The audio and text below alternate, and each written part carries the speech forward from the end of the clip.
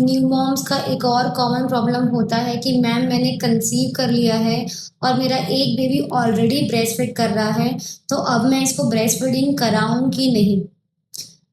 सबसे important point तो ये है कि दो प्रेगनेंसी के बीच में 2 से 3 साल का गैप होना चाहिए। ये मदर एंड बेबी दोनों के लिए ज़रूरी है।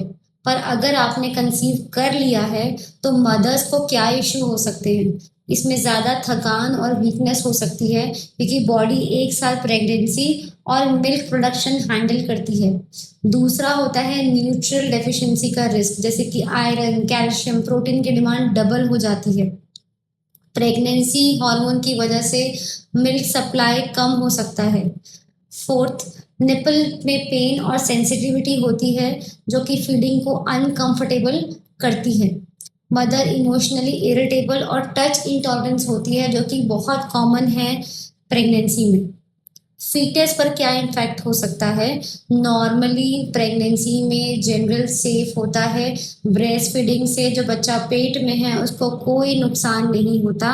रिस्क जब बढ़ सकता है जब मदर सीवियरली मैलनरिश्ड हो, उसका वेट गेन सही से ना हो रहा हो।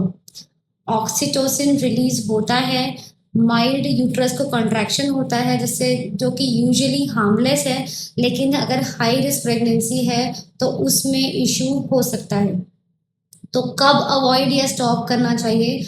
अगर आपको ब्लीडिंग हो रही हो, पेट में दर्द हो रहा हो, प्रीटर्म लेबर होने का चांस हो, प्रीवियसली अबॉर्शन की हिस्ट्री हो, ट्विन या हाई रिस्क प्रेगनेंसी हो, मदर को बहुत ज़्यादा वीकनेस हो। कब तक कंटिन्यू कर सकते हैं। जब तक प्रेगनेंसी नॉर्मल है और मदर कंफर्टेबल है तब तक कंटिन्यू कर सकते हैं, इवन टिल डिलीवरी। लेकिन प्रैक्टिकली सेकेंड ट्राइमेस्टर तक कंटिन्यू करना सेफ है मदर एंड बेबी दोनों के लिए। क्लोजिंग लाइन ये है कि breast feeding during pregnancy safe हो सकती है, पर सबसे बड़ा लोड मदर की बॉडी पर पड़ता है, उसको इग्नोर नहीं करना है। ये पोस्ट सेव करो और किसी कंफ्यूज मॉम के साथ शेयर ज़रूर करें। Thank you.